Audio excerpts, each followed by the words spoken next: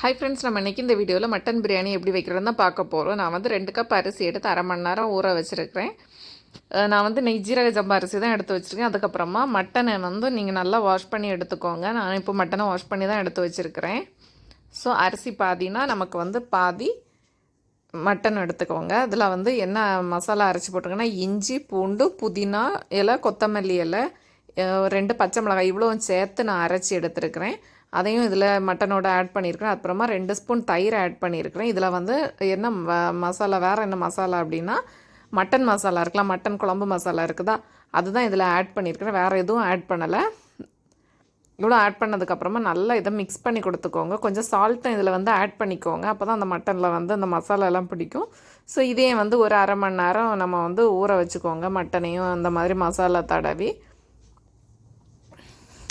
So இது வந்து நல்லா மசாலாலாம் இறங்கி மட்டன் வந்து இன்னும் நல்லா டேஸ்ட்டாக இருக்கும் சாப்பிட்றதுக்கு. இங்கே பார்த்தீங்களா, இப்போ நல்லா நம்ம மசாலாலாம் அதில் மிக்ஸ் பண்ணியாச்சு. இதுக்கப்புறமா நம்ம இனி பிரியாணி செய்ய ஸ்டார்ட் பண்ண வேண்டியது தான்.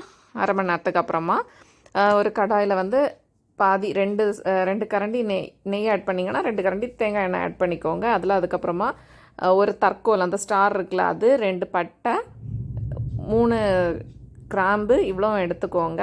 தேவைப்பட்டுனா நீங்கள் வந்து ஏலக்காவும் எடுத்துக்கோங்க. அப்புறம் அந்த பிரியாணி இலை இருக்குதுல்ல, அதுவும் இதில் வந்து ஆட் பண்ணிக்கோங்க. ஆட் பண்ணி அது பொரிஞ்சதுக்கப்புறமா இந்த எடுத்து வச்சுருக்கல, கட் பண்ணி வச்சுருக்கோம் 2 பெரிய வெங்காயத்தை சின்ன சின்னதாக கட் பண்ணி எடுத்து வச்சுருக்கேன். அந்த பெரிய வெங்காயத்தை வந்து இதில் ஆட் பண்ணிக்கோங்க.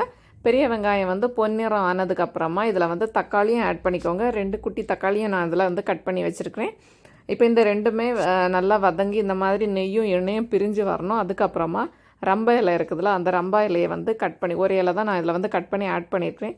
இது இன்னும் நல்ல ஒரு ஃப்ளேவரையும் கொடுக்கும், நல்ல ஒரு வாசனையும் கொடுக்கும். ஸோ இதுக்காக தான் நம்ம வந்து ரம்பா இலை வந்து இதில் வந்து ஆட் பண்ணியிருக்கிறோம். இதுக்கப்புறமா இதில் வந்து 2 பச்சை மிளகாய் வந்து 2 கீரை ஆட் பண்ணிக்கோங்க. அப்புறமா இதில் வந்து பெப்பர் நான் ஆட் பண்ணியிருக்கிறேன். பெப்பரை ஆட் பண்ணி நல்லா மிக்ஸ் பண்ணி கொடுத்துக்கோங்க. அதுக்கப்புறமா நம்ம ஊற வச்சுருக்கோம்ல மட்டன், இது வந்து அரை மணி நேரம் சூப்பராக ஊறி ரெடி ஆகியாச்சு. ஸோ இதையும் வந்து நம்ம வந்து இதில் ஆட் பண்ணிக்கோங்க. ஆட் பண்ணி நல்லா மிக்ஸ் பண்ணி கொடுத்துக்கோங்க.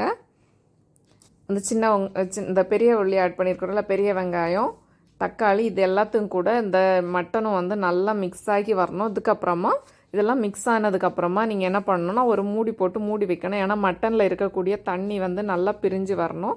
அது வரைக்கும் வெயிட் பண்ணணும். இப்போ நம்ம ஒரு மூடி போட்டு மூடி வச்சாச்சு. ஒரு 5 மினிட்ஸுக்கு அப்புறம் இதை வந்து ஓப்பன் பண்ணி பார்த்தா இந்த மட்டன்லேருந்து தண்ணி வந்து பிரிஞ்சு வரும். இதுக்கப்புறமா தான் நம்ம இதில் வந்து வாட்டர் வந்து ஆட் பண்ணணும்.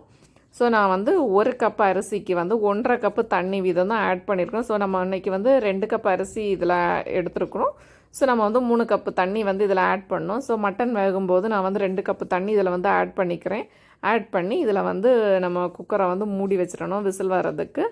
நான் இதில் வந்து 8 விசில் வர்றது வரைக்கும் நான் வந்து இதில் ப்ரெஷர் போட்டு வச்சுருந்தேன். ஸோ மட்டன் கொதிக்கணும். கொதித்ததுக்கப்புறமா நம்ம வந்து மூடி போட்டு மூடி வச்சுக்கலாம். இப்போ வந்து இதில் வந்து மசாலா, எரிப்பு, உப்பு எல்லாம் எப்படி இருக்குது அப்படின்னு சொல்லிட்டு செக் பண்ணிக்கிட்டு அதுக்கப்புறமா குக்கரை வந்து மூடி வச்சுக்கோங்க. நான் வந்து 8 விசில் வர்றது வரைக்கும் வெயிட் பண்ணேன். 8 விசில் வந்ததுக்கப்புறமா நம்ம ஓப்பன் பண்ணி பார்க்கும்போது இந்த மட்டன் வந்து நல்லாவே வெந்து இருந்துச்சு.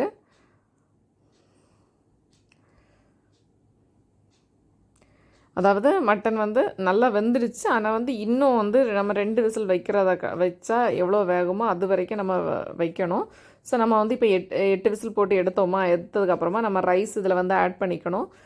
ரைஸை போட்டு நல்லா கலரெல்லாம் கூடாது, லைட்டாக அந்த மாதிரி மிக்ஸ் பண்ணதுக்கப்புறமா திருப்பியும் வந்து நீங்கள் வந்து சால்ட்டும் காரமும் செக் பண்ணி பார்த்துக்கோங்க. ஸோ சால்ட் வந்து லைட்டாக தூக்கலாக இருக்கணும், ரொம்ப அதிகமாக இருக்கக்கூடாது.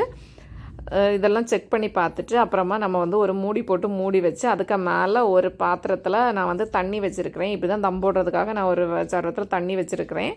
இவ்வளோ தான். இதுக்கப்புறமா ஃபஸ்ட்டு இது கொதிக்கிறது வரைக்கும் ஹை ஃப்ளேமில் வச்சுட்டு அதுக்கப்புறமா மீடியம் ஃப்ளேமில் வச்சுக்கோங்க. ஒரு 20 மினிட்ஸில் நமக்கு பிரியாணி வந்து ரெடி ஆகிரும். பார்த்திங்களா எவ்வளோ அழகாக உதிரி உதிரியாக சூப்பராக வெந்திருக்குது அப்படின்னுக்கிட்டு. நம்ம பிரியாணியும் நல்ல வாசனையாக இருக்குது.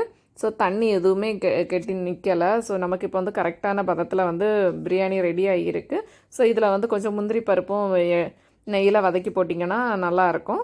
ஸோ நமக்கு வந்து இதுக்கு சைட் டிஷ்க்கு வந்து தயிர் உள்ளியும் எக்கும் வச்சுருக்கிறேன். செம்ம டேஸ்ட்டு, நிஜமாகவே நல்லா டேஸ்ட்டாக இருந்து நீங்களும் இந்த ரெசிபி உங்கள் வீட்டில் வந்து ட்ரை பண்ணி பாருங்கள். Thank you friends. என்னோட இந்த அப்டேட் உங்களுக்கு பிடிச்சா லைக் பண்ணுங்கள், ஷேர் பண்ணுங்கள், மறக்காமல் நம்ம சேனலை சப்ஸ்கிரைப்